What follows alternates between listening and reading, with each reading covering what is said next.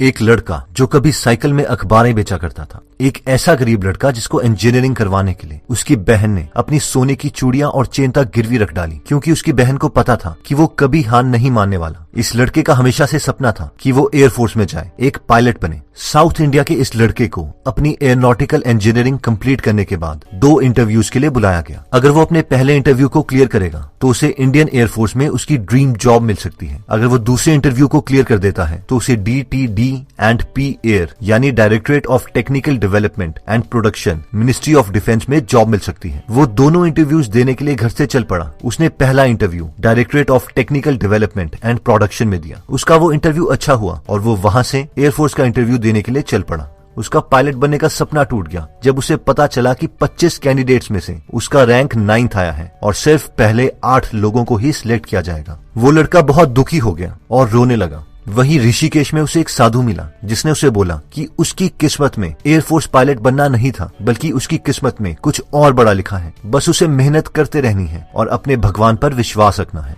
मुझे उम्मीद है कि आपको पता होगा कि मैं किस लड़के के बारे में बात कर रहा हूँ। जी हाँ, ये कहानी है डॉक्टर APJ अब्दुल कलाम की, जो एक पायलट बनना चाहते थे लेकिन नहीं बन पाए, बल्कि वो इससे भी कहीं ज्यादा बड़े इंसान बने, जिनके अंडर पूरी इंडियन एयरफोर्स, इंडियन नेवी और इंडियन आर्मी थी। वो इंडिया के 11th प्रेसिडेंट बने। इतना ही नहीं, उन्हें 21 अवार्ड से सम्मानित किया गया था, जिसमें शामिल थे पद्म भूषण, पद्म विभूषण, भारत रत्न, रामानुजन अवार्ड और हुवर्स मेडल। इतना ही नहीं, 74 साल की उम्र में उन्होंने अपने बचपन का सपना भी पूरा किया, Sukhoi 30 MKI fighter jet plane में फ्लाई करके। अब हम में से कई लोग बोलेंगे, हाँ सर हमें पता है कलाम सर के बारे में, लेकिन हमारी टेंशन अलग है, हमें ये प्रॉब्लम है, हमें वो प्रॉब्लम है। तो मैं आपको बता देता हूँ कि आपको नहीं पता। क्या हमने 8 साल की उम्र में न्यूज़पेपर बेचे थे? नहीं, लेकिन अब्दुल कलाम सर ने बेचे थे। क्या हमारे फादर लकड़ी की बोट चलाते थे अपने घर का पेट पालने के लिए? नहीं, लेकिन अब्दुल कलाम सर के फादर चलाते थे। क्या बचपन में हमें चावल, प्याज या सिगरेट बेचनी पड़ी? नहीं, लेकिन अब्दुल कलाम सर ने बेची। इन सब महान लोगों की स्टोरी से हमें एक सबसे बड़ी सीख मिलती है कि ये सब लोग इसीलिए सक्सेसफुल नहीं हुए क्योंकि इनके पास कोई प्रॉब्लम नहीं थी, बल्कि ये इसीलिए सक्सेसफुल हुए क्योंकि इनके पास इतनी ज्यादा प्रॉब्लम्स थी और ये उन्हें करेज के साथ सॉल्व करते रहे, और इसलिए ये इतने स्ट्रांग बन गए कि लाइफ की बाकी प्रॉब्लम्स को लाइफ का हिस्सा मानने लग गए। अब सवाल ये आता है कि जब सच में हमें कोई बहुत ही डिफिकल्ट सिचुएशन फेस करनी पड़े तो हम क्या कर सकते हैं? क्या इसके लिए कुछ टेक्निक्स हैं? तो इसके लिए मैं आपके साथ कुछ टिप्स शेयर करूंगा डेल कार्नेगी की book how to stop worrying and start living से। सबसे पहली टेक्निक कहती है कि live in day tight compartment.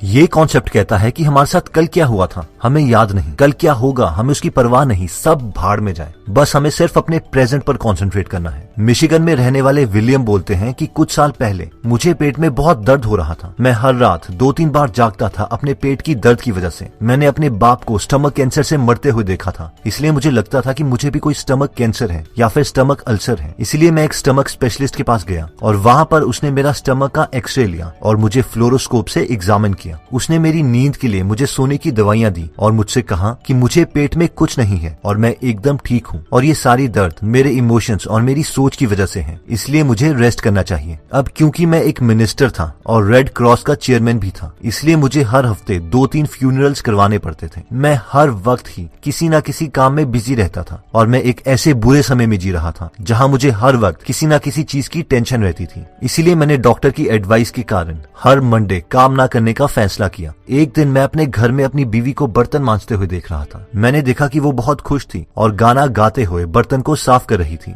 हमारी शादी को 18 साल हो गए थे और उसने ही हर वक्त के बर्तन मांजे थे। उस वक्त मैंने सोचा कि जिस वक्त हमारी शादी हुई थी, अगर उस वक्त मेरी बीबी ने फ्यूचर में देखने की कोशिश की होती और ये सोचा होता कि उसे अगले 18 साल के तीनों वक्त के बर्तन मांजने हैं, तो वो तो शायद मुझसे शादी भी नहीं करती। अगर 18 साल के बर्तनों को वो एक साथ इमेजिन करती तो वो तो डर जाती, और ये ख्याल तो किसी भी औरत को डरा सकता है। तब मुझे समझ आया कि मेरी बीवी को कोई भी टेंशन इसीलिए नहीं है क्योंकि उसके पास जितने भी बर्तन होते हैं वो बस उन्हीं के बारे में सोचती है। कल कितने बर्तन धोने हैं या बीते हुए कल कितने बर्तन धोए, इनके बारे में वो कभी नहीं सोचती। बस सिर्फ उसी दिन पर प्रेजेंट पे कंसंट्रेट करती है और उसे एंजॉय करती है। उस वक्त से मैंने भी सोचा कि मैं सिर्फ आज के बारे में सोचूंगा, और तब से मुझे कोई पेट दर्द नहीं है, मुझे पूरी नींद भी आती है और मैं अपने हर दिन को पूरी मस्ती के साथ जीने की कोशिश करता हूँ। अपनी बीवी की तरह मैं भी फ्यूचर में धोने वाले बर्तनों के बारे में नहीं सोचता जो अभी तक गंदे हुए ही नहीं।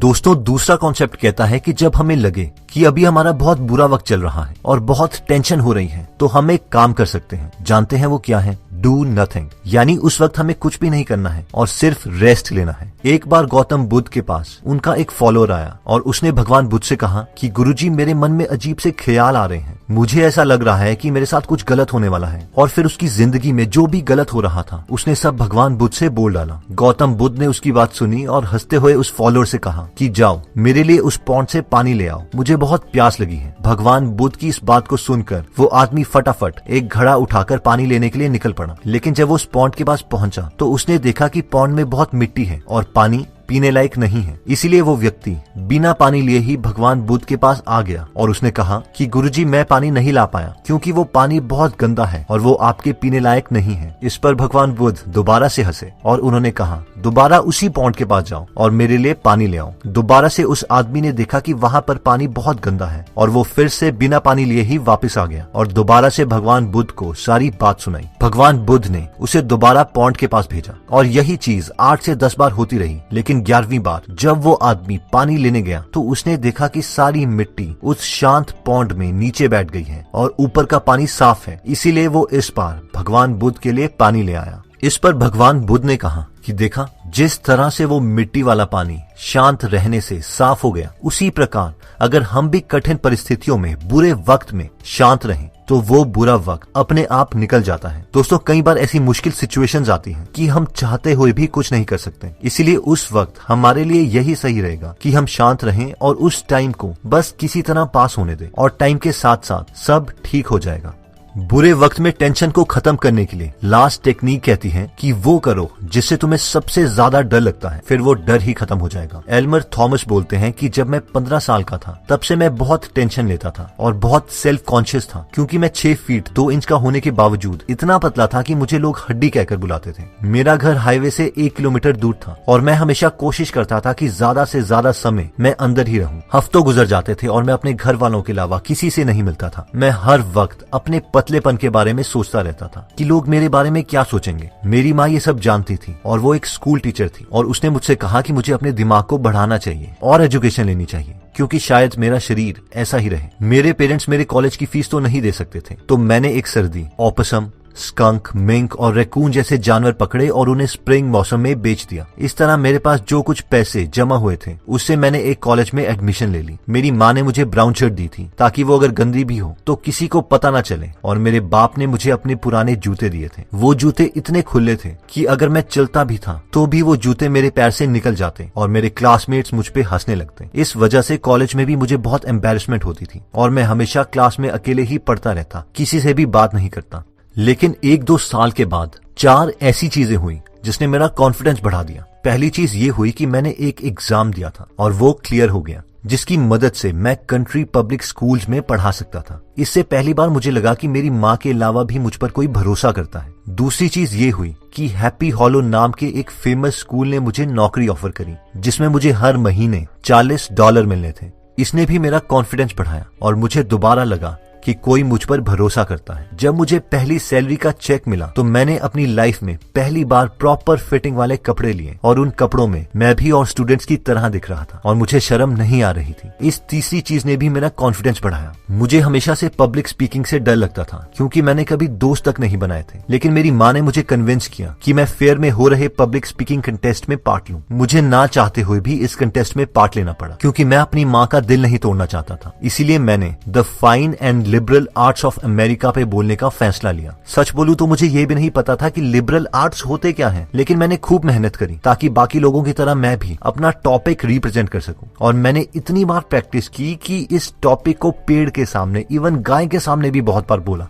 और जब नाम अनाउंस हुआ तो मैं हैरान था। मुझे फर्स्ट प्राइज दे दिया गया था। लोग मेरे लिए चिल्ला रहे थे, तालियां बजा रहे थे और मेरे वही दोस्त जो मेरा मजाक उड़ाते थे कह रहे थे, एल्मर हमें पता था कि तू ही जीतेगा यार। मेरी माँ ने मुझे गले लगा दिया और जोर जोर से रोने लगी और फिर मुझे भी रोना आ गया। आज जब मैं खुद को देखता हूँ तो रियलाइज करता हूँ कि अगर उस दिन मैंने पब्लिक स्पीकिंग नहीं की होती तो शायद आज यूनाइटेड स्टेट्स का स्टेट सेनेट नहीं बन पाता। और सबसे मजे की बात तो ये है कि मेरे जैसे लड़के को जिसे कपड़े पहनने की बिल्कुल समझ नहीं थी, उसे best dressed man in the United state senate का अवार्ड दिया गया। इससे मैंने यही सीखा कि डर के बावजूद अगर हम हम काम को कर दें तो बहुत सी यूजलेस परेशानियां खत्म हो जाती हैं। तो दोस्तों, इस वीडियो में हमने बुरे वक्त में अपनी टेंशन को खत्म करने के लिए 3 टेक्निक्स देखी। पहली टेक्निक कहती है कि सिर्फ अपने प्रेजेंट मूवमेंट को जियो, पास्ट में क्या हुआ था, फ्यूचर में क्या होगा मत सोचो। सेकंड टेक्निक कहती है कि डू नथिंग, यानी अगर सिचुएशन बहुत ही खराब है और आप कुछ नहीं कर सकते तो भगवान पे भरोसा रखो और बस टाइम को पास होने दो और सब ठीक हो जाएगा। और फाइनली थर्ड टेक्निक कहती है कि अपने डर को भगाने के बजाय वो करो जिससे डर लगता है और डर खुद ही भाग जाएगा। दोस्तों, इस बुक में और भी काफी इंटरेस्टिंग टिप्स दिए गए हैं। अगर आप ये पूरी बुक पढ़ना चाहते हैं तो डिस्क्रिप्शन में दिए हुए लिंक पे जाके आप ये बुक खरीद सकते हैं। आप 2 फुल बुक्स को भी फ्री में सुन सकते हैं, जिसके लिए मैंने लिंक डिस्क्रिप्शन में दे दिया है। दोस्तों, अगर आप फ्री में हिंदी ऑडियो बुक समरी सुनना चाहते हैं तो डिस्क्रिप्शन में दिए हुए लिंक पे जाके आप हमारी गीगल ऐप डाउनलोड कर सकते हैं। वहाँ पे आप फेमस बुक सुन सकते हैं,